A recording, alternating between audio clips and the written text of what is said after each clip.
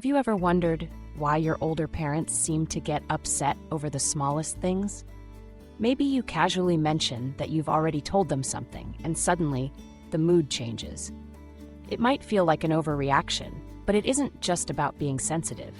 There's a lot of science and psychology behind these reactions, and understanding it can transform the way you connect with the people who raised you. As people age, their emotional landscape shifts in profound ways. Research shows that older adults often have less tolerance for conflict and a growing need for respect and recognition. Neurological changes play a significant role here.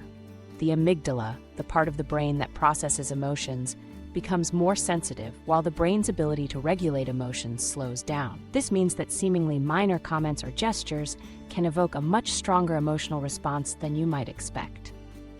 But what looks like overreacting is often a reflection of deeper feelings, of being left out, undervalued, or even invisible. For much of their lives, your parents were probably the center of their families, the caregivers, the decision makers, the ones others turn to for wisdom and guidance. As they grow older, shifts in family dynamics and society can make them feel sidelined. When a loved one sighs, rolls their eyes, or corrects them, it can sting far more than the speaker realizes. The psychology behind this pain is rooted in emotional memory. As we age, our emotional memories, the way we feel about experiences, can become stronger than our logical thinking. A brief moment, like a dismissive comment or a perceived slight, can echo with feelings of loss of authority, dignity, or purpose. Even small remarks can sound to an older parent like, "You're not relevant anymore," or "You don't understand the world now."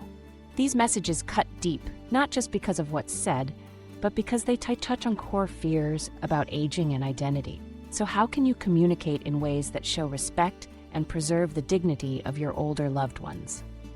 There are 3 strategies you can use right away. First, validate before you correct.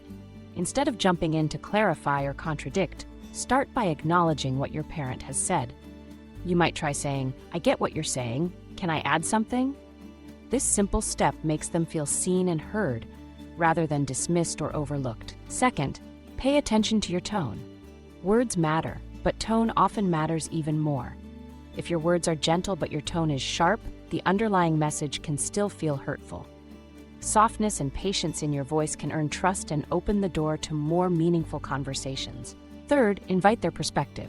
Ask questions like, "How would you have handled this?" Or "What do you think?" This approach turns advice into a bridge instead of a wall. It honors their experience and wisdom, and it helps them feel valued as contributors, not bystanders. Ultimately, your words matter more than you might think, especially to those who once raised you. With age comes a certain fragility, not in strength or character, but in how deeply things are felt. The smallest interactions can either heal or hurt. So, the next time you find yourself frustrated or confused by an older parent's reaction, remember, it's not just about sensitivity. It's about emotional wiring, changing roles, and the universal desire to feel respected and recognized. A little understanding goes a long way in keeping those bonds strong for years to come.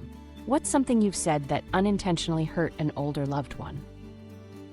Think about it, and remember, every conversation is a chance to build connection, empathy, and healing.